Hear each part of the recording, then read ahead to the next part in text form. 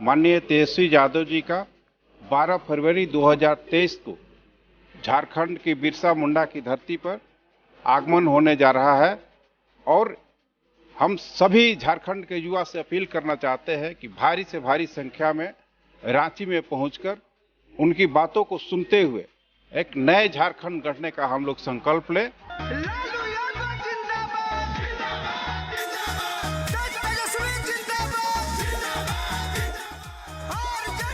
बिहार के उप मुख्यमंत्री आदरणीय तेजस्वी यादव नौजवानों के दिल के धड़कन, युवाओं के आइकॉन का आगमन होने जा रहा है। मैं पलामू प्रमंडल के तमाम नेता कार्यकर्ताओं, विशेष तौर पर छतरपुर विधानसभा वासियों को अपील करते हैं इस कार्यक्रम में भारी से भारी संख्या में लोग आएं और कार्यक्रम को सफल करें। जय हिंद।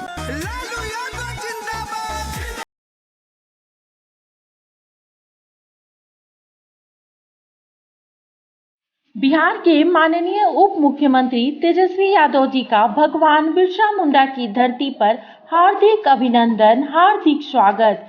12 फरवरी को रांची के कार्निवल हॉल में माननीय तेजस्वी यादव जी के भाषण को सुनकर सामाजिक न्याय का झंडा बुलंद करें। निवेदक संजय प्रसाद यादव, पूर्व विधायक सह प्रधान महासचिव, राष्ट्रीय जनता दल। पलामू के पूर्व सांसद कामेश्वर बैठा ने राजद की लालटेन थामी है। एक बार फिर से पलामू का वो राजनीतिक ज़मीन जहां राजद का मजबूत किला हुआ करता था, उस किले में कई राजनीतिक दलों के साधने के बाद अब कामेश्वर बैठा पहुंचे हैं राष्ट्रीय जनता दल में। और ऐसे में कामेश्वर बैठा खुद हमारे साथ है। कामेश्वर जी, ये जो आपका राजद में शामिल होना हुआ, आखिर क्या संयोग है, क्या कारण रहा कि आरजेडी को थामा? देखिए, मेरा ज़िंदगी का जो संघर्ष रहा है, निश्चित रूप पर गरीब, गुरबे, बेसहारा, लाचार, बेबस के ही खिलाफ रहा है। और मैं जब सांसद बना तो आप सदन का भी अगर मेरे वक्तव्य आप देखेंगे, चाहे वो लोकपाल बिल का हो, कृषि अधिनियम हो, वन अधिनियम हो, भूमि अधिनियम हो, कई कारणों बिल देखेंगे आप। मैंने निश्चित तौर पर हमारा एक अलग वक्तव्य था और ख़ास करके उस सदन में हमारे माननीय राष्ट्रीय अध्यक्ष लालू प्रसाद भी जी थे। मैं हर बात का उनको हमने बड़ी ध्यान से सुनते थे और हमने जेहन में हमारा था कि आज निश्चित तौर पर हमने जो 26-27 साल जो संघर्ष किया था, वो निश्चित तौर पर एक हिंसक संघर्ष तो जरूर था, लेकिन एक तरफ लालू प्रसाद जी जो खास करके जो कर रहे थे, ये गरीबों को, दबे कुचले लोगों को जो जुबान दे रहे थे। आज हम जब सांसद बनने के बाद हमने भटके, उसके बाद में हमने कांग्रेस का जो प्रदेश अध्यक्ष एसी सेल का रहे, उसके बाद फिर हम इसको छोड़ करके हम चले गए। कोई कारण हुआ जो हमने तृणमूल कांग्रेस का प्रदेश अध्यक्ष बने। अभी वर्तमान में हमने आरजेडी ज्वाइन कर लिया। हमारा आरजेडी ज्वाइनिंग करने का दो कारण है।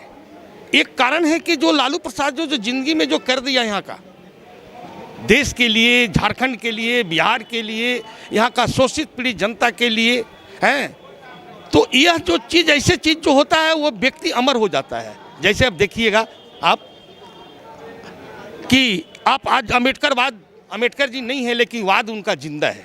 गांधी जी आज नहीं है, उनका वाद जिंदा है। माओ नहीं है, उनके वाद जिंदा है।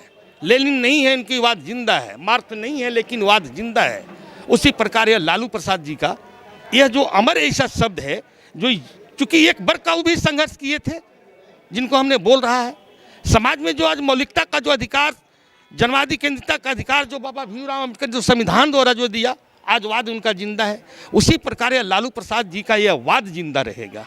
आने वाला भविष्य में यह पूरे देश जो है लालू वाद के नाम से देश को जानेगा।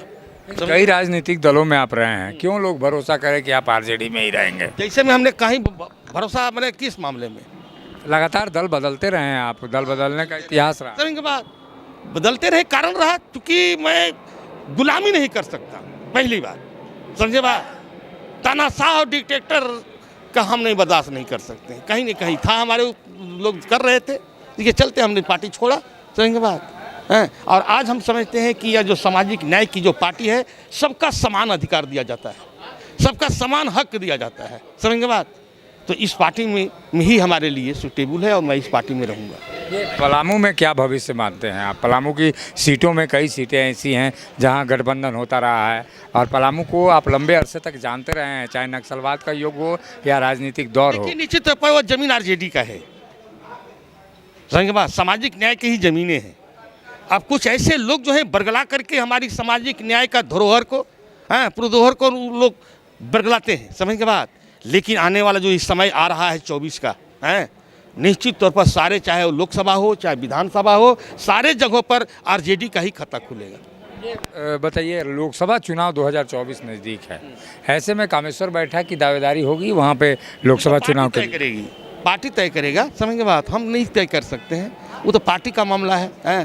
पार्टी जिनको भी वहाँ उचित समझेगा, जिनको वहाँ पर जनता का जो हक में, वो जनता के लिए कौन सूटेबल होगा, ये पार्टी तय करेगा, वो पार्टी का मामला है, मेरा मामला नहीं है।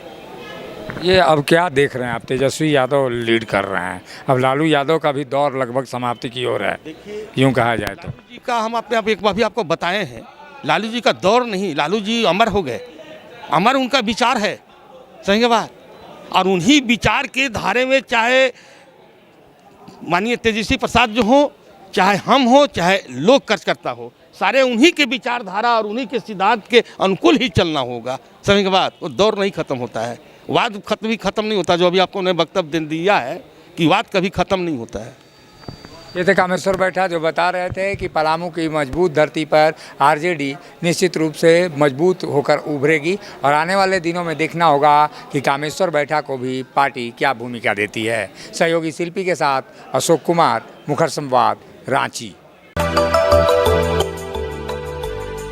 मिनी लंदन मैक्लुस्कीगंज प्रकृति की गोद में बसा ड्रीम डेस्टिनेशन आपका कर रहा है इंतजार। आइए अपने यादगार लम्हों को बिताइए ड्रीम डेस्टिनेशन में। राजधानी रांची से महज 50 किलोमीटर दूर आपका अपना ड्रीम डेस्टिनेशन।